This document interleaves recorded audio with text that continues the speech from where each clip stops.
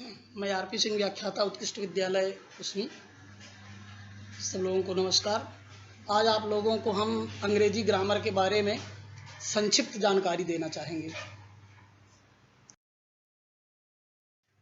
सबसे पहले हम अंग्रेजी तो पढ़ लेते हैं, 10वीं 12वीं 8वीं ग्रेजुएशन सब कर लेते हैं, किंतु हम यह नहीं जान पाते कि अंग्रेजी है क्या। और अंग्रेजी के प्रारंभिक स्टेज से जब हम चलते हैं तो उसके बारे में हम आपको बताने जा रहे हैं आज कि अंग्रेजी है क्या, फिर कैसे हम इसको सीखते हैं, फिर इसमें किस किस तरह के शब्दों का प्रयोग हम करते हैं, उनको कैसे डाइवर्सिफाइड करते हैं, इसके बारे में आज हम आपको बताने जा रहे हैं कि अंग्रेजी है क्या। तो अंग्रेजी एक भाषा है, तो हम जानेंगे कैसे कि भाषा है। तो कन्वर्सेशन का वह माध्यम जिसके माध्यम से हम अपनी बात आप तक रख सकें और आपकी बात को हम आत्मसात कर सकें, उस कन्वर्सेशन का जो मीडियम होता है उसे हम लोग भाषा कहते हैं।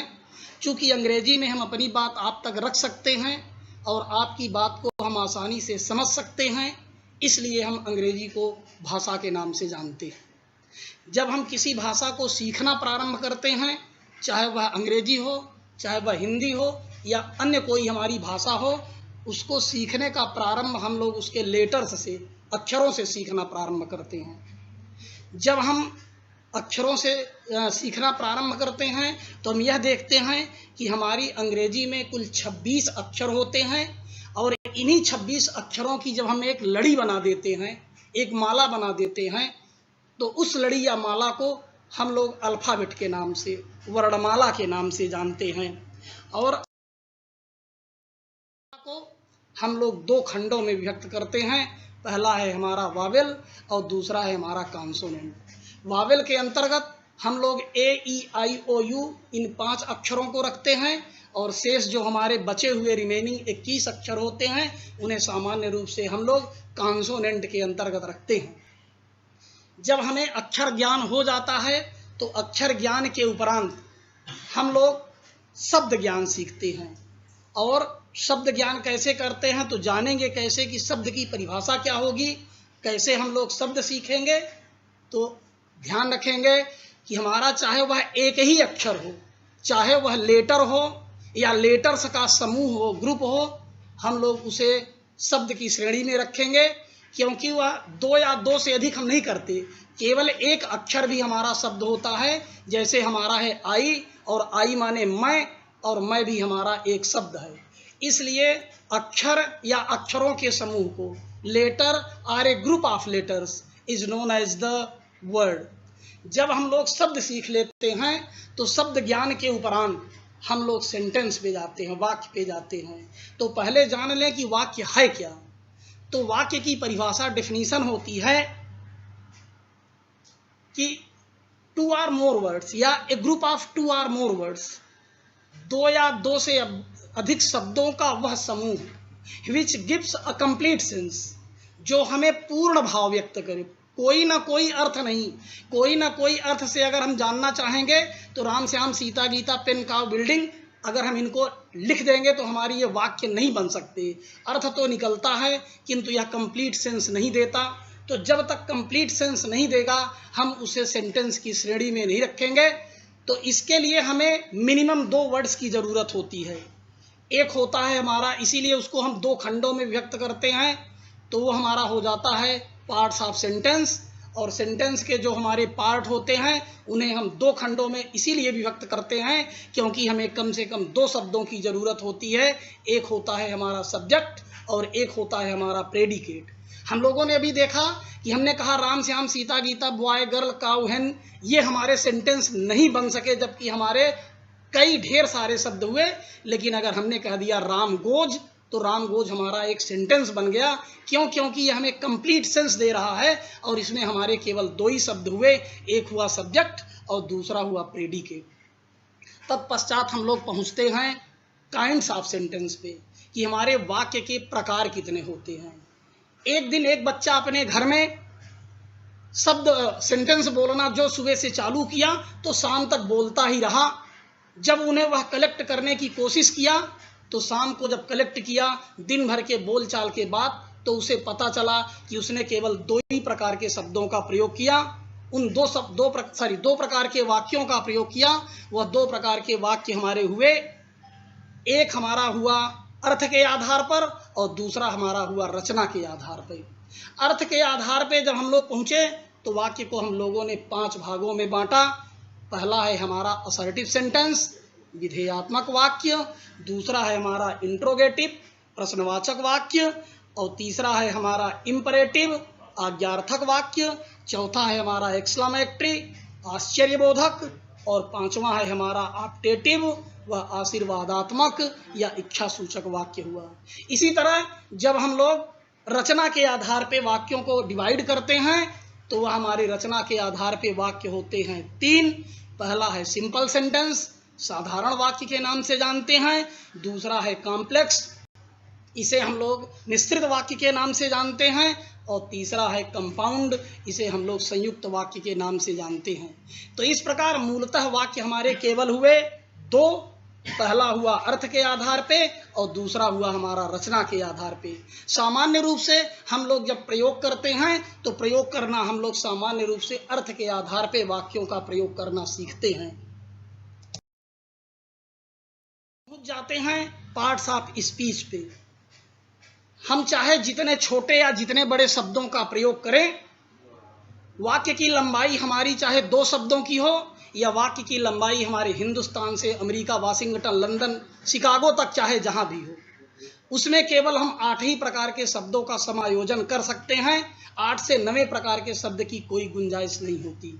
यह अलग बात है कि हमारे 10 नाउन हो जाएं, 20 प्रोनाउन हो जाएं, हमारी 50 वर्ब हो जाएं, 1000 हमारे एडजेक्टिव हो जाएं, 200 हमारे एडवर्ब हो जाएं, लेकिन हम 8 से 9 प्रकार के शब्द का उपयोग नहीं करते हैं।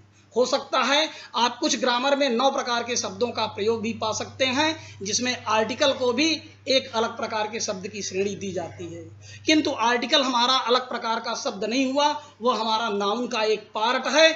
इसलिए हम लोग शब्दों को केवल 8 ही भागों में विभक्त करते हैं। वह है हमारा noun, pronoun, adjective, verb, adverb, preposition, conjunction और इंटरजेक्शन। ये हमारे 8 प्रकार के शब्द हैं जिनका उपयोग हम छोटे से छोटे या बड़े से बड़े वाक्य में कर सकते हैं। देखने जा रहे हैं कि ये जो हमारे 8 प्रकार के शब्द हुए, इनका डाइवर्सिफिकेशन हम कैसे करते हैं। तो इन्हें हम आपको केवल संक्षिप्त में उनके भेदों पर बताना चाहेंगे कि नाउन को हम लोग 5 भागों में बांटते हैं: proper noun, common noun, collective noun, material और एब्स्ट्रैक्ट नाउन। अगर हम चाहें तो सामान्य रूप से इन्हें 2 खंडों में भी काउंटेबल और अनकाउंटेबल के रूप में जानते हैं। एक काउंटेबल वह जिसकी हम गिनती कर सकें और दूसरा अनकाउंटेबल जिसकी गिनती नहीं कर सकते हैं। सामान्य रूप से proper noun, common noun, collective noun की हम लोग गिनती कर लेते हैं, मटेरियल और एब्स्ट्रैक्ट नाउन की गिनती हम नहीं कर पाते हैं। इसलिए हमारे ऊपर के 3 जो हमारे प्रॉपर, कॉमन, कलेक्टिव नाउन हैं वो हमारे काउंटेबल नाउन के अंतर्गत आते हैं और मटेरियल और एब्स्ट्रैक्ट नाउन को हम लोग अनकाउंटेबल नाउन के अंतर्गत रखते हैं। प्रोनाउन के लिए देखते हैं। सामान्य रूप से हमारे प्रोनाउन के 10 भेद होते हैं: personal pronoun, interrogative pronoun, relative pronoun, reflexive, एम्फैटिक, demonstrative, indefinite pronoun, distributive, reciprocal और पजेसिव प्रोनाउन। ये हमारे प्रोनाउन के 10 भेद होते हैं, किंतु इनमें सामान्यतः हम लोग 8 का ही प्रयोग करते हैं। रेसिप्रोकल और पजेसिव नाउन का प्रयोग हम लोग कम करते हैं। पजेसिव हमारे जनरली पर्सनल प्रोनाउन के अंतर्गत ही आ जाते हैं। फिर हम लोग संक्षिप्त जानकारी में आगे बढ़ते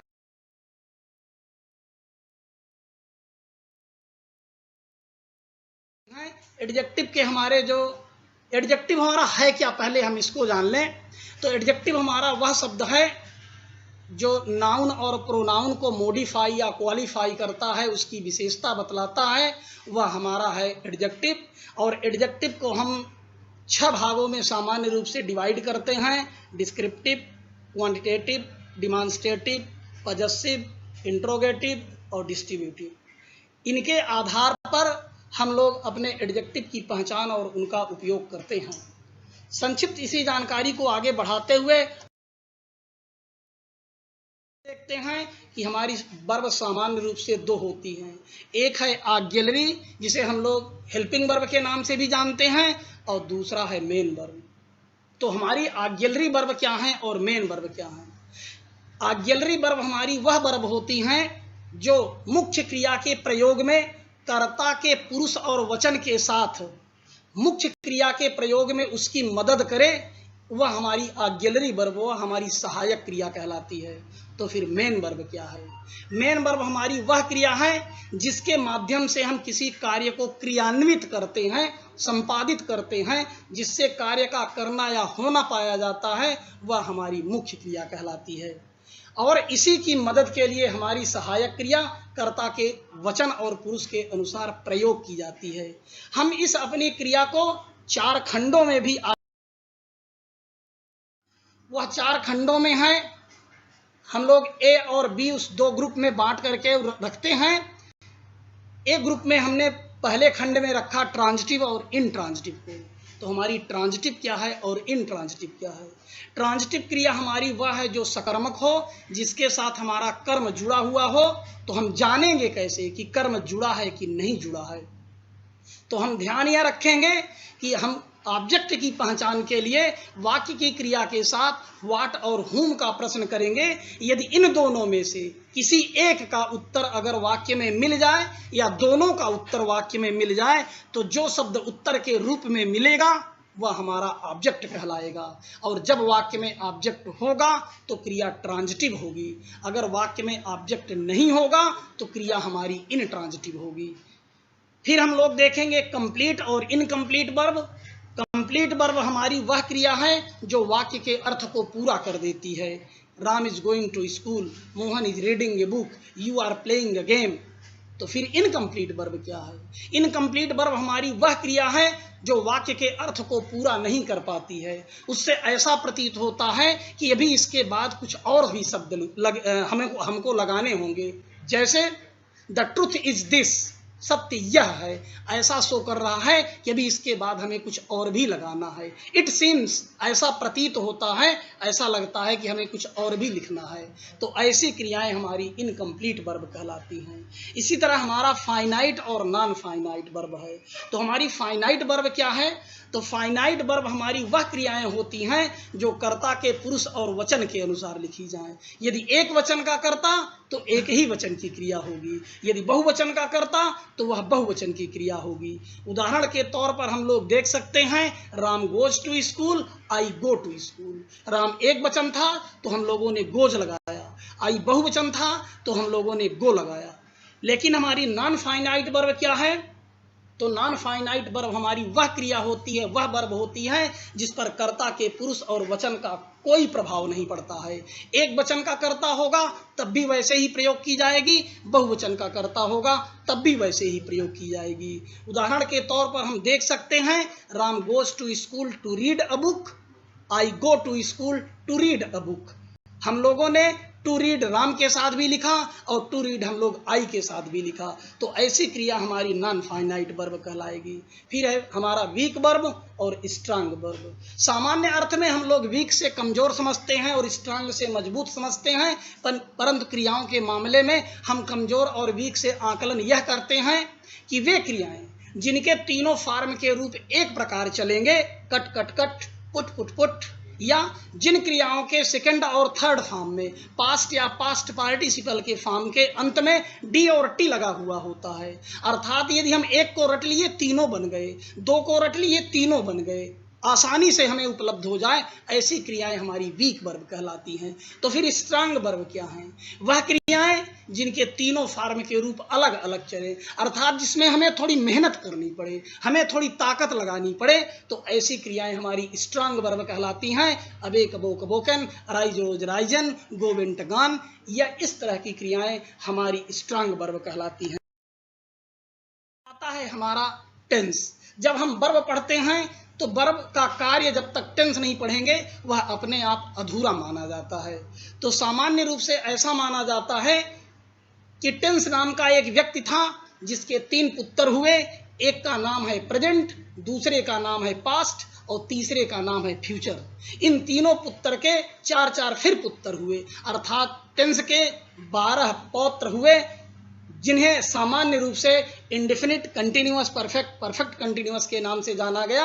और ये सब के साथ प्रेजेंट के साथ present indefinite continuous perfect, perfect continuous, past के साथ indefinite continuous perfect, perfect continuous, future के साथ future indefinite continuous perfect, perfect continuous हुए।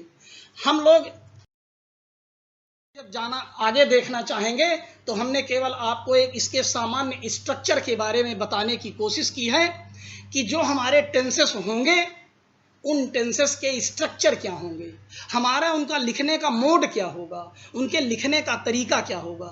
तो जब हम प्रेजेंट इंडेफिनिट की बात करते हैं तो प्रेजेंट इंडेफिनिट और पास्ट इंडेफिनिट दो ऐसे टेंस होते हैं जिनके अफर्मेटिव वाक्य में हमें सहायक क्रिया, ऑक्सिलरी वर्ब की, हेल्पिंग वर्ब की कोई जरूरत नहीं होती है। तो ऐसी स्थिति में यह प्रश्न यह उठता है कि अगर कर्ता एक वचन का तो फिर क्रिया एक वचन की होगी, अगर कर्ता बहुवचन का तो क्रिया हम कैसे प्रयोग करेंगे। ध्यान यह रखेंगे कि अंग्रेजी की क्रिया का जो फर्स्ट फॉर्म होता है, मूल रूप होता है, वह हमेशा हमेशा हमेशा प्लूरल में होता है। ऐसी स्थिति में यदि एक वचन का कर्ता होगा तो हम क्रिया का प्रयोग कैसे करेंगे। तो ध्यान यह रखेंगे कि प्रेजेंट इंडेफिनिट के अफर्मेटिव वाक्यों में जब हम वाक्यों का प्रयोग करते हैं तो सहायक क्रिया के रूप में हम डू और डज का प्रयोग नहीं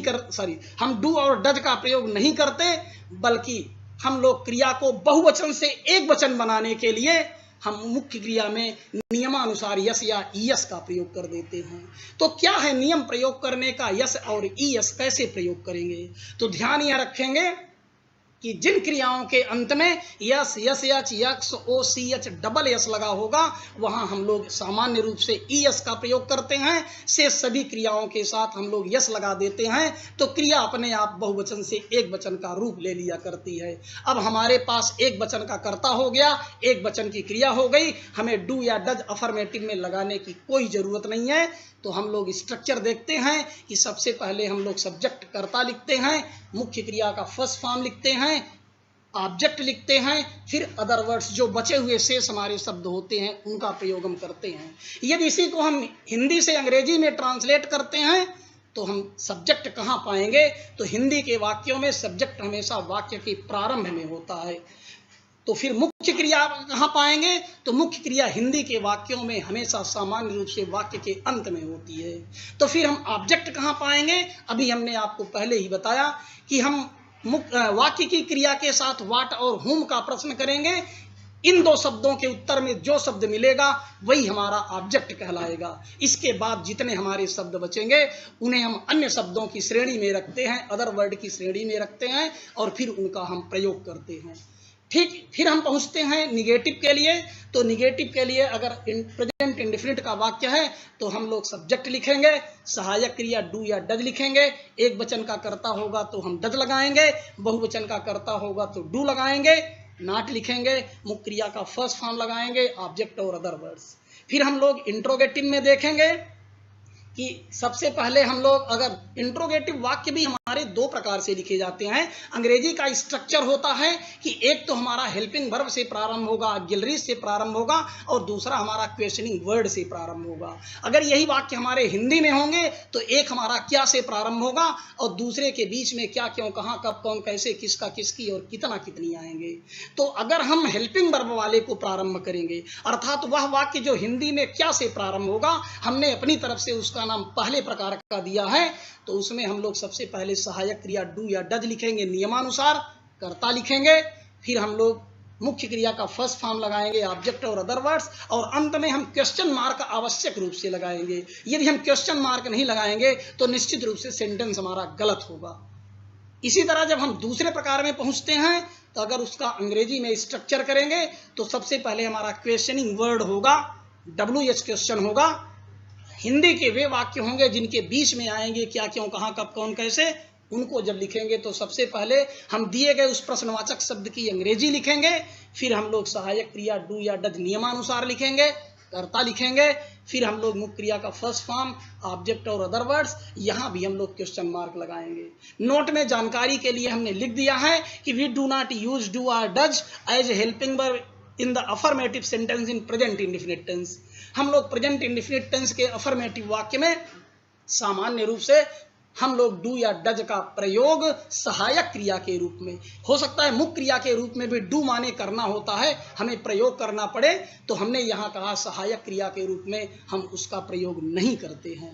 ठीक इसी तरह के स्ट्रक्चर हमने हर टेंस के आपको देने की कोशिश की है, और उस स्ट्रक्चर के आधार पर हम किसी भी टेंस के सेंटेंस को लिख सकते हैं, या किसी भी टेंस के वाक्य का हम अनुवाद भी कर सकते हैं। फिर हमने लास्ट आपको बताने की है फार का भी इसमें किया जाता है।